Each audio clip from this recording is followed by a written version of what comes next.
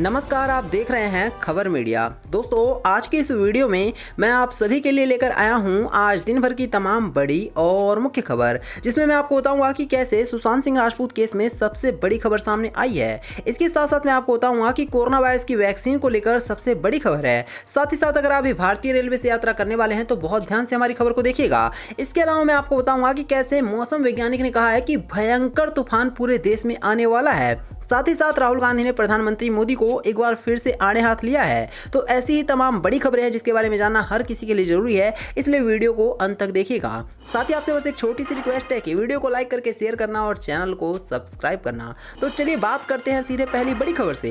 दोस्तों, driving licence को लेकर राहत भरी खबर है। घर बैठे अब हो जाएंगे ड्राइविंग लाइसेंस और आरसी से जुड़े काम। जी हां, कोरोना महामारी से इस समय पूरा देश जूझ रहा है। घर से बाहर निकलना मना है क्योंकि कहीं लॉकडाउन है तो कहीं पर कर्फ्यू है। ऐसे में अगर आपको आपका ड्राइविंग लाइसेंस, रजिस्ट्रेशन सर्टिफिकेट से जुड़ा कोई भी काम करवाना है तो मुश्किल हो सकती है। लेकिन आपको बता दें कि अभी हाल ही में ड्राइविंग लाइसेंस और आरसी से जुड़े तमाम कामों को कह दिया गया है कि आप ऑनलाइन घर बैठे करवा सकते हैं और आपको कोई परेशानी नहीं होगी। इसके लिए आप सभी को भारत सरकार की वेबसाइट पर जाना है और वहां से आप सभी परिवहन.com से जाकर के ये सब काम करवा सकते हैं। चलिए इसी के साथ बात करते हैं एक और बड़ी खबर की। तो 16 से 31 मई के बीच राज्यों को मुफ्त भेजी जाएगी 1.92 करोड़ वैक्सीन। केंद्रीय मंत्री प्रकाश जावड़ेकर ने दी है बड़ी जानकारी। दोस्तों, देश में कोरोना वायरस की दूसरी लहर का कहर पूरी तरह से जारी है। हर दिन कोविड-19 से होने वाली मौतों का आंकड़ा कम होने का नाम नहीं ले रहा है। हालांकि दैनिक संक्रमित मामले भले ही लगातार कम हो रहे हों, लेकिन मृत्यु दर अभी भी भयावह है। इधर कजाकिस्तान से 56 लाख मास्क भारत पहुंचे हैं, वहीं ऑस्ट्रेलिया से 1056 वेंटिलेटर भारत पहुंचे हैं। अब दोस्तों, ऐसे में आपको बता दें कि भारत के केंद्रीय मंत्री ने बड़ी खबर दी है और उनका कहना है कि आने वाले दिनों में भारत को 1.92 करोड़ वैक्सीन मिलने वाली है, जिससे कि कोरोना वायरस से लड़ने में और भी ज्यादा आसानी होगी। चलिए बात करेंगे अब हम सीधे एक और बड़ी खबर की। तो नेपाल से सबसे बड़ी खबर है। केपी शर्मा ओली ने नेपाल के प्रधानमंत्री पद की ली है शपथ, तीसरी बार बने हैं पीएम। दोस्तों, कुछ दिनों पहले संसद में केपी शर्मा ओली विश्वास मत गंवा चुके थे। जब विपक्षी पार्टियां नई सरकार बनाने के लिए संसद में बहुमत हासिल नहीं कर सकी, तब गुरुवार को ओली को फिर से इस पद के लिए चुना गया है और आज उन्होंने एक बार फिर से प्रधानमंत्री की शपथ ली है और इसके बाद ये तीसरी बार प्रधानमंत्री पद की शपथ ले चुके हैं, जिससे पता चलता है कि इनकी जो कुर्सी है वो जाते जाते बची है। अगर दूसरी पार्टियां अपना बहुमत साबित कर देती तो निश्चित तौर पर इनके हाथ से प्रधानमंत्री का पद जा चुका था।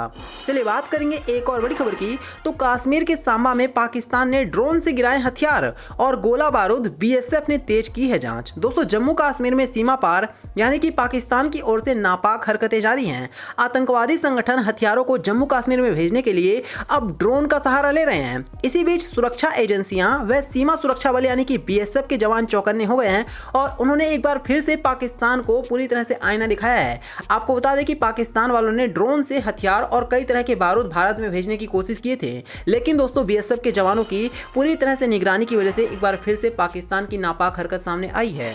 चलिए बात करेंगे एक और बड़ी खबर की। तो सुशांत सिंह राजपूत केस में सबसे बड़ी खबर, आपको बता दें कि सीबीआई सुशांत सिंह राजपूत केस में लगातार छानबीन कर रही है, लेकिन इसी बीच आपको बता दें कि सुशांत सिंह राजपूत के फैंस अब काफी गुस्सा हो रहे हैं और वो कह रहे हैं कि सीबीआई को अब सामने आकर के बताना होगा कि आखिर सुशांत सिंह राजपूत केस में जांच कहां तक पहुंची है। जी हां, आपको बता दें कि सीबीआई सुशांत सिंह राजपूत केस में लगातार छानबीन तो कर रही है, लेकिन बावजूद इसके सीबीआई की जांच बहुत धीमी है। और इसी बीच में आपको बता दूं कि सुशांत की जो फैमिली है वो भी लगातार डिमांड कर रही है कि अब सीबीआई को सामने आकर बताना होगा कि आखिर वो सुशांत सिंह राजपूत केस में क्या कर रहे हैं, जांच कर भी रहे हैं या फिर नहीं। चलिए बात करेंगे एक और बड़ी खबर की। तो अब हर रोज नहीं चलेंगी 18 ट्रेनें, रेलवे ने फेरों में की है कटौती। दोस्तों, अगर आप भी रेलवे से यात्रा करने वाले हैं तो इस खबर को बहुत ध्यान से सुनिए। आपको बता दें, कोरोना संक्रमण के बढ़ते प्रकोप की वजह से ट्रेनों को रद्द करने के साथ साथ उनके फेरों में लगातार कटौती की जा रही है। उत्तर पश्चिमी रेलवे की ओर से 18 स्पेशल ट्रेनों के फेरों में कमी करने का फैसला किया गया है। यह सभी प्रतिदिन चलने वाली ट्रेनों में शामिल है। उत्तर पश्चिमी रेलवे के अनुसार परिचालनिक कठिनाइयों एवं यात्रियों की पर्याप्त संख्या नहीं मिलने की वजह से इन 18 ट्रेनों के प्रारंभिक स्टेशन से फेरों में कमी की जाएगी। तो साफ है कि रेलवे को पूरी तरह से कैंसिल किया जा रहा है, इसलिए रेलवे से यात्रा करने वाले हैं आप तो एक बार जरूर ट्रेन का स्टेटस चेक कर लेना। चलिए बात करते हैं सीधे अब हम मौसम के अपडेट की। तो आपको बता दें कि मौसम वैज्ञानिक ने साइक्लोन का भयंकर अलर्ट जारी किया है। इस राज्यों में तैनात की गई है एनडीआरएफ की 24 टीमें। दोस्तों, कोरोना संकट के बीच भारत पर साइक्लोन का खतरा मंडरा रहा है। आईएमडी ने अपने ताजा अपडेट में कहा है कि 16 मई को भारत में साल 2021 का पहला चक्रवात आ सकता है। जो कि मूल रूप से पहले केरल के तटों पर दस्तक देगा, लेकिन इसके कारण देश के कई हिस्सों में भारी बारिश और तूफान आ सकता है। इस बारे में बात करते हुए राष्ट्रीय आपदा प्रतिक्रिया बल के महानिदेशक SN प्रधान ने कहा है कि साइक्लोन की वजह से केरल, कर्नाटक, तमिलनाडु, गुजरात और महाराष्ट्र में रेड अलर्ट जारी कर दिया गया है। तो आप सभी लोग बहुत ज्यादा सतर्क रहना, क्योंकि ये बेहद ज्यादा खतरनाक साइक्लोन हो सकता है। चलिए बात करेंगे एक और बड़ी खबर की। तो मोदी बोले MSP का पैसा पंजाब हरियाणा के किसानों को पहली बार सीधा बैंक खाते में मिला है। जी हां, प्रधानमंत्री नरेंद्र मोदी ने शुक्रवार को कहा है कि न्यूनतम समर्थन मूल्य पर इस बार खाद्यान्न की रिकॉर्ड खरीदारी हुई है और पंजाब हरियाणा के किसानों को उनकी फसल का भुगतान पहली बार सीधे उनके बैंक खाते में पहुंचने का लाभ मिला है। प्रधानमंत्री किसान सम्मान निधि योजना के तहत देश के 9.5 करोड़ से अधिक किसानों को आर्थिक लाभ की 8वीं किस्त जारी कर दी गई है। तो दोस्तों, अगर आप भी एक किसान हैं तो आप हमें अभी कमेंट करके बताना कि आपको प्रधानमंत्री मोदी की तरफ से ये जो पैसे भेजे जा रहे हैं वो आपके खाते में पहुंचे हैं या फिर नहीं। चलिए बात करेंगे इसी के साथ एक और बड़ी खबर की। तो कम हो रहा है कोरोना वायरस का कहर। लगातार तीसरे दिन नए संक्रमितों की संख्या से ज्यादा लोग हुए हैं ठीक। जी हां, भारत में कोरोना वायरस से स्वस्थ होने वालों की संख्या के दैनिक नए मरीजों को फिर से एक बार पीछे छोड़ दिया है। दोस्तों, इससे अब तक सबसे स्वस्थ लोगों की संख्या बढ़कर 2 करोड़ से अधिक हो गई है। केंद्रीय स्वास्थ्य मंत्रालय ने शुक्रवार को इसकी जानकारी देते हुए बताया है कि पिछले 4 दिनों में ये तीसरा मौका है जब स्वस्थ होने वाले मरीजों की संख्या दैनिक नए मरीजों से अधिक है। तो साफ है कि अब देश में कोरोना वायरस एक बार फिर से कम होने लग गया है और कहा जा रहा है कि जो कोरोना वायरस की पीक थी वो हमारे देश में जा चुकी है। चलिए बात करेंगे एक और बड़ी खबर की। तो तेलंगाना हाई कोर्ट ने राज्य सरकार के फैसले पर लगाई है रोक। बॉर्डर पर बिना चेकिंग एम्बुलेंस को मिलेगी एंट्री। जी हां, सबसे बड़ी खबर है। कोरोना वायरस महामारी के प्रसार को काबू करने के लिए राज्य सरकारें कई सख्त फैसले ले रही हैं। हाल ही में तेलंगाना सरकार को अपने एक फैसले को लेकर तेलंगाना उच्च न्यायालय से फटकार भी खानी पड़ी है।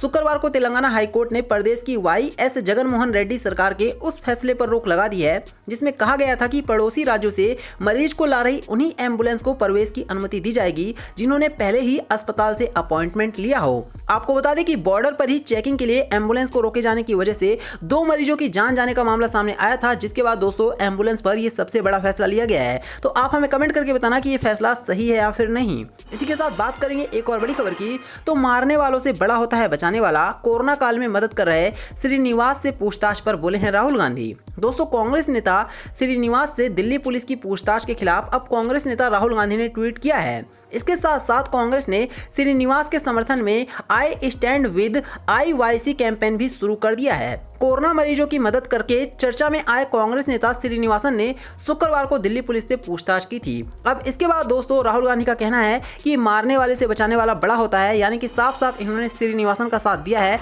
और ये पूरी तरह से दिल्ली पुलिस के खिलाफ खड़े हैं। तो दोस्तों, ये थी आज दिन भर की तमाम बड़ी और मुख्य खबर। मुझे उम्मीद है कि आप सभी को ये सारी खबरें काम की तो लगी ही होंगी, साथ ही साथ आप सभी को ये खबरें अच्छी लगी होंगी। दोस्तों, वीडियो को लाइक करना, इसे और लोगों के साथ भी शेयर करना और हमारे चैनल को जरूर सब्सक्राइब करना। धन्यवाद।